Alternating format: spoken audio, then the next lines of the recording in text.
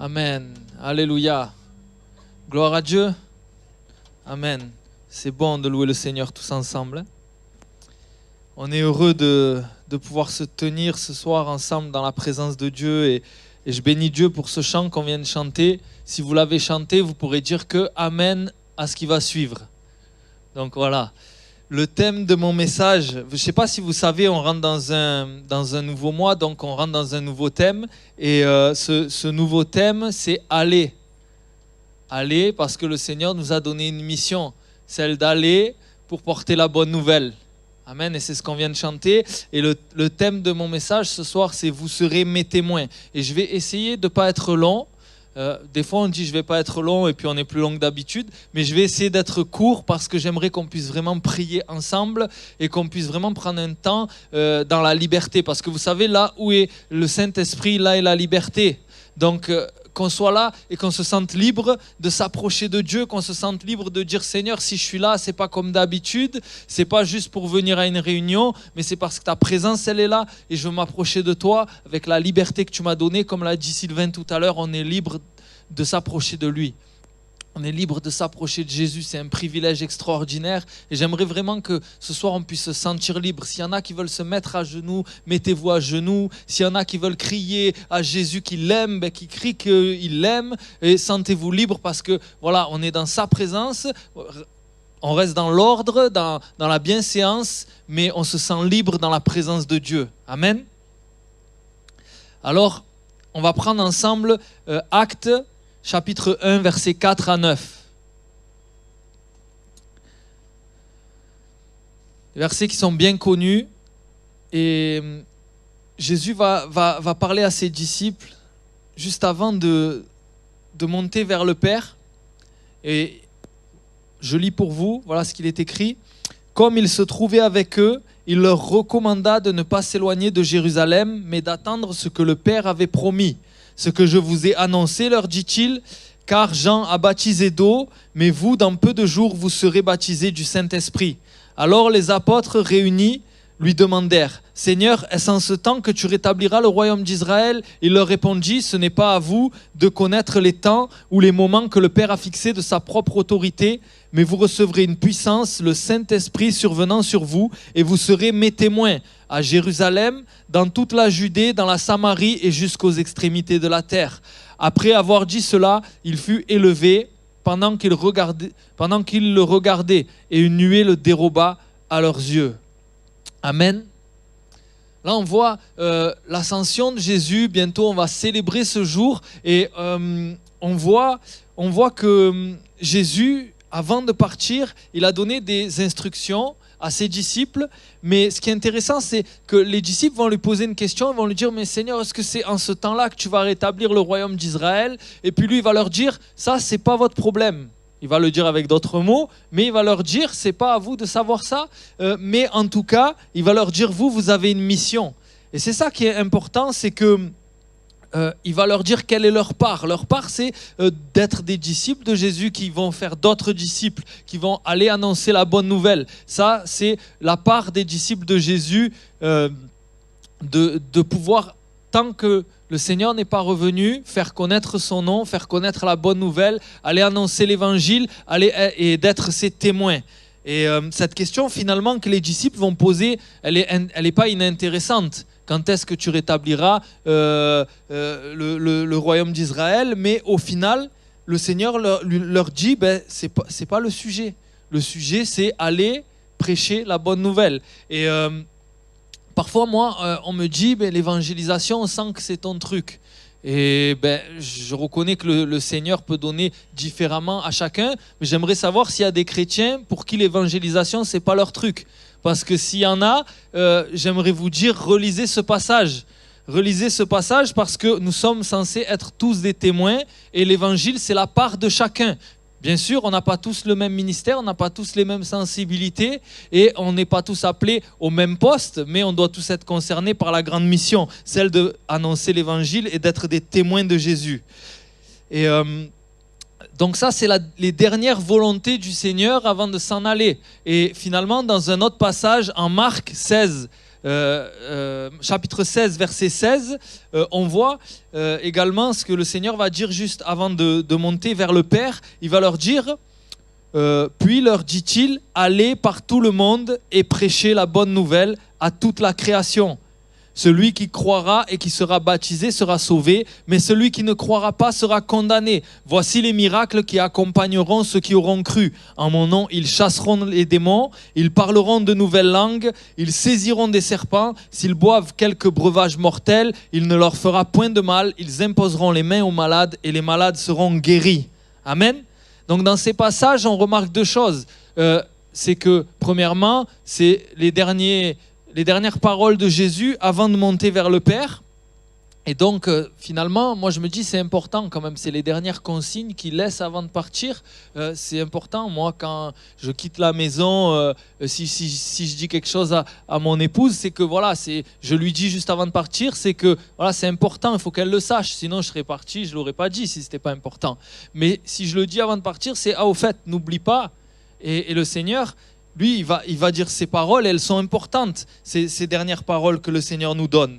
Et la seconde chose que j'aimerais vous faire remarquer dans ce passage, et qui n'est pas des moindres, c'est que l'ordre de mission va être accompagné de la puissance du Saint-Esprit. Le Seigneur nous demande d'aller être ses témoins, mais il promet d'aller être ses témoins, mais il promet également une puissance qui va venir pour qu'on puisse accomplir cette mission. Il ne nous dit pas débrouillez-vous, il nous dit soyez mes témoins et je vais vous envoyer le Saint-Esprit. Une puissance qui va vous permettre de chasser les démons, qui va vous permettre de guérir des malades, qui va vous permettre d'accomplir des miracles extraordinaires, des choses finalement qu'on ne peut pas faire humainement. Il ne nous demande pas d'aller convaincre intellectuellement les gens, il nous demande de recevoir sa puissance et de la donner. Amen. Et ce qui est important, c'est que finalement, Jésus nous promet cet allié fidèle qui est le Saint-Esprit qui va venir avec nous pour accomplir le travail que Jésus attend de nous. Et il va confirmer la parole de Dieu. Et on va voir que cette promesse, elle va s'accomplir à la Pentecôte lorsque, en Acte 2, versets 38 à 39, en fait, il va y avoir le Saint-Esprit qui va descendre sur les disciples qui vont être réunis dans cette chambre haute. Et puis les Juifs, ils vont être étonnés. Ils vont voir des gens parler en langue. Ils vont dire mais qu'est-ce que c'est ? On entend ces gens parler dans notre propre langue, annoncer les merveilles de Dieu. Normalement, ils ne sont pas censés connaître notre langue parce que c'était des Juifs qui venaient de diverses régions du monde. Et là, ils vont voir un miracle. Puis il y en a qui vont se moquer aussi. Parfois, on peut être là au milieu de l'assemblée et puis voir des choses un peu bizarres et se moquer. Mais j'aimerais vous dire que le Saint-Esprit agit et nous devons considérer que voilà, Dieu peut faire des choses étonnantes, mais Dieu agit. Tout à l'heure, on a entendu un témoignage, une personne qui vient régulièrement, enfin, qui vient pas régulièrement, mais justement qui dit que elle n'est pas convertie. Et elle accompagnait quelqu'un et puis finalement elle dit mais c'est bizarre, à chaque fois que je rentre dans l'église, Dieu me parle. Et c'est fort, à chaque fois il y a un don spirituel qui s'adresse à lui. Et vous voyez, pour certains ça peut être risible, pour certains ça peut être sujet de moquerie comme c'était le cas dans Actes, mais pour d'autres c'est quelque chose de puissant, Dieu leur parle. Amen. Et on doit rechercher ça. On doit rechercher à être des canaux pour qu'au travers de nous, d'autres puissent recevoir une parole de Dieu. Pour qu'au travers de nous, d'autres puissent recevoir la guérison. Pour qu'au travers de nous, d'autres puissent être édifiés. Parce que c'est ça le but, la voie par excellence. L'apôtre Paul le dira, rechercher les dons spirituels, aspirer aux dons les meilleurs. Mais surtout, il dira, je vais vous montrer la voie par excellence. Et ensuite, il y a tout un chapitre qui nous parle de l'amour. Et ce chapitre qui nous parle de l'amour, il est important parce que ça doit être notre sujet de motivation. On doit demander à Dieu, remplis-moi, recevoir, mais pourquoi faire ? Pour être ses témoins, pour les autres. Pas juste une expérience pour nous-mêmes, pas juste quelque chose qui va nous faire plaisir pour dire qu'on est des chrétiens à un grade spirituel supérieur, ou pas juste quelque chose qui va nous faire vibrer, mais quelque chose qui va être édifiant pour qu'on soit ses témoins dans le monde entier. Et en particulier à Antibes. Amen. Alors on revient à Actes 2, versets 38 à 39, après l'effusion du Saint-Esprit, après que le Saint-Esprit soit descendu sur les disciples, Pierre leur dit « Repentez-vous et que chacun de vous soit baptisé au nom de Jésus-Christ pour le pardon de vos péchés. Et vous recevrez le don du Saint-Esprit, car la promesse est pour vous, pour vos enfants et pour tous ceux qui sont au loin, en aussi grand nombre que le Seigneur les appellera. » Amen. La promesse, elle est pour tous ceux qui ont cru. Si aujourd'hui tu as cru en Jésus, la promesse elle est pour toi, tu peux la demander avec foi, tu peux demander à Dieu, donne-moi le Saint-Esprit que tu as promis, car la promesse est pour tous, en aussi grand nombre que le Seigneur notre Dieu les appellera. Alors je crois que si c'est ton cas, si tu n'es pas baptisé du Saint-Esprit et que tu crois au Seigneur Jésus, je crois que tu fais partie de ces personnes-là que Pierre a citées. Alors je crois que ce soir, on devrait prier ensemble pour qu'il y ait des baptêmes dans le Saint-Esprit. Je crois qu'on devrait prier ensemble aussi pour qu'on soit renouvelé dans le Saint-Esprit. Je crois qu'on devrait prier pour qu'on exerce des dons spirituels nouveaux, des choses qu'on n'a pas encore vécues. Frères et sœurs, je crois vraiment qu'il y a plus, qu'on doit vivre plus. Je crois qu'on doit aspirer à plus. Je crois qu'on doit avoir soif. C'est une des conditions pour recevoir. Que celui qui a soif vienne à moi. Est-ce que tu as soif ce soir ? Amen, parce que la source d'eau, elle est là, elle est toujours prête à jaillir. Et il y a cette histoire dans l'Ancien Testament où il y a une veuve qui est là et qui apporte de l'huile. Et à chaque fois qu'elle verse de l'huile, ses enfants lui donnent des vases. Et à chaque fois, l'huile continue de couler. Et l'huile s'arrête uniquement au moment où elle arrête d'apporter des vases. Et ça, c'est ce que Dieu fait. Il est miraculeux. L'huile, c'est le symbole du Saint-Esprit. Tant que nous, on vient pour être remplis, le Seigneur est prêt à nous remplir. C'est lorsque nous nous arrêtons que l'huile s'arrête de couler. Alors, est-ce qu'on va s'arrêter ce soir ou est-ce qu'on va continuer à s'approcher de Dieu et lui dire « Seigneur, remplis-moi, fais-moi déborder. À ras-bord, il y a encore plus. » Il ne faut pas qu'on s'arrête là. Il faut qu'on demande, il faut qu'on ait soif encore.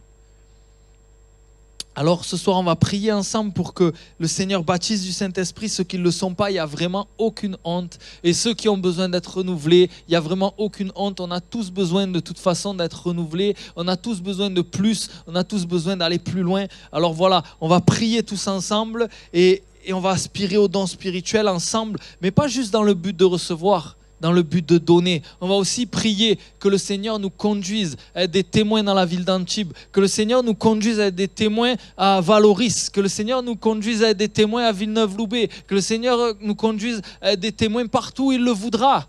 Nos frères ils partent en Eswatini en septembre, gloire à Dieu. Voilà, si on est là, on sert le Seigneur ici et on est ses témoins ici. Si on est à l'autre bout du monde, on sert le Seigneur, on est ses témoins. Et le Seigneur fait des miracles ici, en Afrique du Sud et partout sur toute la terre, car il est le même hier, aujourd'hui, éternellement, et il est le même partout. Amen. La seule chose qui change, c'est notre soif. Notre soif, est-ce qu'on a soif? Je vais appeler l'équipe de louange à revenir. Je ne vais pas aller beaucoup plus loin ce soir, mais simplement voilà, qu'on puisse prendre un temps ensemble pour chercher sa face. C'est vraiment ce que j'ai à cœur ce soir, qu'on puisse prendre un temps pour chercher sa face. Et j'aimerais juste un dernier point, c'est dans ce passage où Pierre va parler à la foule, il va leur dire « Repentez-vous ». Et que chacun de vous soit baptisé au nom de Jésus pour le pardon de vos péchés. Ce que Dieu attend de nous, c'est une repentance. Ce que Dieu attend de nous, c'est un engagement avec lui. La repentance et le baptême. Ce que Dieu attend de nous, finalement, c'est qu'on fasse une alliance avec lui. Lui, il est venu, il a fait le premier pas et il veut qu'on fasse une alliance. Et s'il y a quelqu'un ce soir qui n'a pas encore fait alliance avec Dieu, Dieu t'appelle. Dieu t'appelle et il te dit, j'ai envoyé mon fils sur la croix pour que tu sois sauvé, pour que tu puisses être pardonné de tes péchés. Et c'est ce soir, le soir où tu dois lui donner ton cœur. C'est ce soir que tu dois faire ce pas. Ce soir, Dieu t'appelle à faire une alliance avec lui. Et peut-être que tu as déjà fait une alliance, mais que tu es loin de Dieu par tes agissements. Et Dieu t'appelle ce soir à la repentance. Et frères et sœurs, laissons-nous sonder par le Saint-Esprit et essayons d'être attentifs s'il met quelque chose en lumière. Si on a eu quelques agissements qui ne correspondaient pas à ce que Dieu voulait. Si on a eu des comportements qui n'étaient pas dignes de ce que Dieu attendait de nous. Laissons-nous reprendre par le Saint-Esprit. Laissons-nous façonner. Laissons-nous amener à la repentance. Parce que trop souvent on attriste le Saint-Esprit par des agissements. Trop souvent on se laisse, et je plaide coupable, moi le premier. Et puis après on veut vivre des choses. Mais soyons attentifs. Le Saint-Esprit c'est une personne. une personne qui est sensible. C'est une personne qu'on peut attrister, c'est une personne qu'on peut blesser. Et après on lui demande, Saint-Esprit, agis, viens guérir, viens ici, viens là. Mais est-ce que nous on agit à la gloire de Jésus? Est-ce qu'on travaille avec le Saint-Esprit? Je ne suis pas là pour accuser qui que ce soit, je suis le premier concerné, frères et sœurs. Mais ce que je sais, c'est que si on veut vivre plus, il faut qu'on donne plus. Il faut qu'on lui laisse plus de place. Alors est-ce qu'on peut simplement fermer nos yeux ensemble et dire, Saint-Esprit, viens prendre toute la place. Saint-Esprit, pardon, pardon Seigneur. Pardon pour les fois où on t'a blessé. Pour les fois, Seigneur, où on n'a pas fait ce que tu attendais de nous. Pour les fois où tu nous as dit, allez, et on est resté. Pour les fois où tu nous as dit, parle, et on s'est tu. Pour les fois où on a agi avec légèreté, où on s'est permis des compromis. Pardon, Seigneur, pour les fois où on n'a pas respecté ta présence. Seigneur, pardon si on t'a attristé. Seigneur, viens, Seigneur, sur nous. Seigneur, fais couler ton sang pour nous purifier. Viens, Seigneur, mon Dieu, apporte le pardon. Alléluia. Alléluia. Sentez-vous libre, frères et sœurs. Levez votre voix. Sentez-vous libre de vous adresser à lui. Sentez-vous libre. Sentez-vous libre de parler à Dieu. Alléluia. Si vous avez envie de bouger, si vous avez envie de vous mettre à genoux, faites-le. Laissez le Saint-Esprit vous conduire. On va lui laisser la place. On va lui laisser la place dans ce lieu. C'est lui le maître, c'est lui le roi. Sonde-nous, Seigneur. Sonde-nous. Change-nous. On l'a chanté. Fais ce que tu veux de moi. Alléluia.